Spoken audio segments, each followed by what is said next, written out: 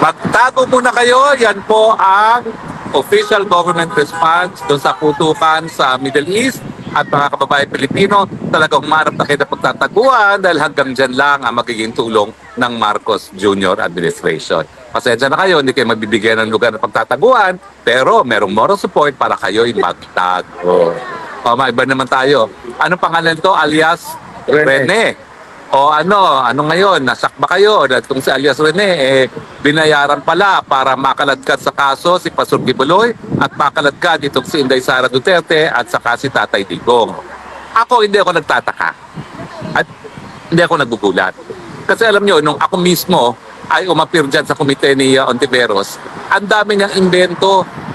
Yung kwento niya talaga, involved ka sa Pogo. Hindi siya nakikinig na ang aking involvement, ejectment case at ang aking kliyente ay umuupa lamang doon sa lupa at nagpapaupa ng premises doon sa Pogo, no? At talagang sinasabi niya pinagpipilitan, engage yan sa Pogo. At ang tanong ko nga doon, sabihin natin engage sa Pogo, panahon na yon, legal. Ano naman pakailan mo dyan? Legal naman yung mga panahon na yon. Ngayon lang naman nag-illegal yan itong taon na ito. Pero ang katotohanan po niyan, talaga nagpupumilit siya ng mga panahon na yon na ikaw involved sa Pogo, ikaw may masama kang ginawa.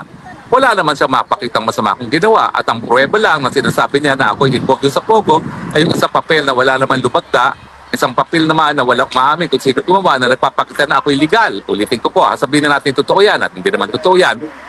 Wala pong masama para maging isang abogado ng kahit anong korporasyon. Dahil ang trabaho ng abogado ay siguraduhin nga ng mga kliyente nila ay sumusunod sa batas.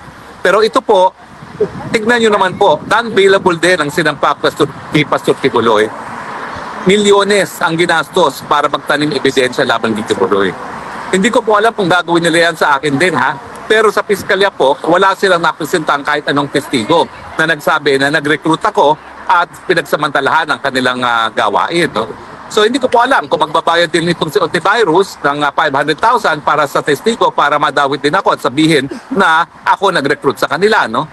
Pero nakakataas balahibo po, nakakadiri, nakakagalit na isang senador ng bayan gagamit talaga ng ganitong mga taktika para madiin ang mga kalaban sa politika.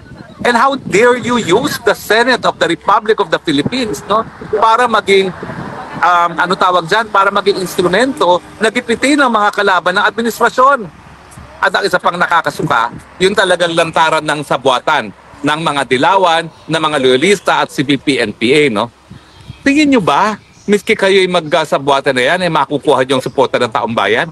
Nagsabuatan na nga kayo, ang latest survey, nangunguna pa rin, 33%. Si Inday Sara, kung magkaka-eleksyon na yun, siya maging presidente. At ang pinakamalapit na kanyang katunggali ay 15%, kalahati lamang. Yung tulpo nga, wala na no? Naglaw na parang bula, no? So, ibig sabihin yan, magsama-sama man kayo, wala pa rin mangyayari sa inyo dahil alam ng taong bayan na ikaw, by rules, nakakadiri ka kasi kahit madali ka magmalinis. Hanggang ngayon, di mo naman sinasabi bakit bigla ka nanalo nung ikaw ay naging direktor ng PhilHealth at sangkatutak na advertisement ang ginamit ng PhilHealth sa mga panahon na yon.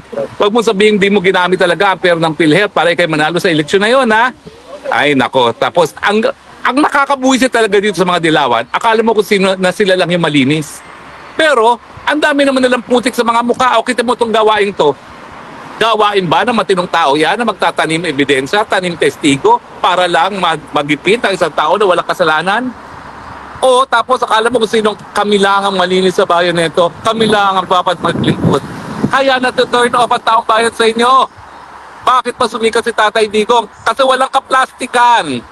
Inaamin niya tao siya, inaamin niya hindi siya perpekto, meron siyang mga kahinaan, ano ngayon? Basta nagmamahal siya sa bayan. Hindi gaya nyo na talagang kami lang ang malinis, kami lang ang magaling, kami lang ang pwedeng mamuno. Ayan, nakakasuka ka. At itong nangyari na ito na meron ng lumantad, nagpapatunay na wala kang karapatan maglingkod. Kaya nga nananawagan ako, no, kinakailangan mag-file ng ethics complaint dyan kay Ontiveros na yan. Ang sa ganun, masipa na siya sa Senado. Walang karapatan ang kahit sinong nagtatanim kaso, nagtatanim ebidensya, nagtatanim testigo na manatili sa Senado. Dahil ang Senado in the first place, nagagawa ng batas. No? Pangalawa, yung mga investigasyon na dapat ginagawa niya in aid of legislation at hindi dapat nagtatanim ebidensya laban sa mga kalaban sa politika. Again po lilinawin ko, ay yung mga dilawan, as exemplified by Risa Ontiveros, Sinusuka kayo kasi kayo mapagpanggap, nagmamalinis, pero nakakadiri naman kayo. At yan ang pruweba talaga. How dare you? Imagine everything is one statement, everything is on the basis of good faith na nagsasabi ng totoo, tapos gagastos ka ng milyon-milyon, nabuti sana kung galing sa'yo. Galing din sa gobyerno yan. Diyos por santo naman.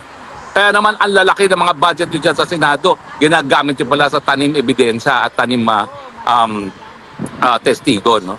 So yan po ang aking panawagan. Wag po tayong tumigil hanggang ma-expel sa Senado itong antivirus neto dahil ang Riza Tanas antivirus, yung mga nagtatanim ebidensya, mga nagbabayad to bear false testimony, alam nyo ba, nasa Biblia yan, bawal, di ba?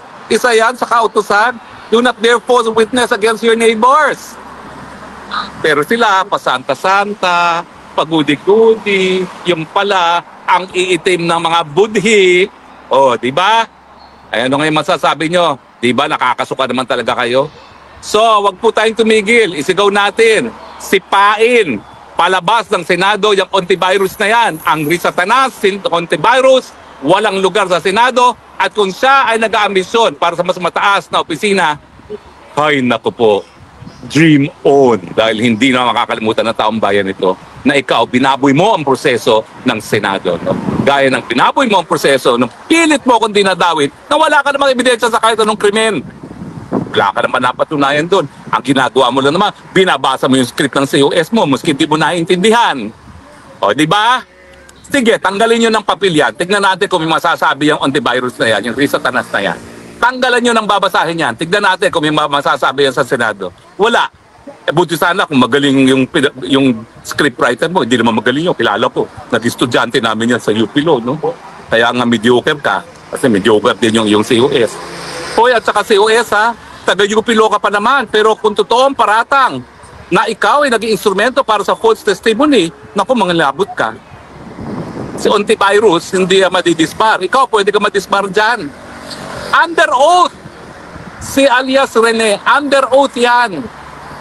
Although, alam na niya na nagsinungaling na siya, pero ngayon at least, tinutuwid yung pagkakamali niya na pumayag siya na magsinungaling para sa'yo. Riza Tanas antivirus. Diba?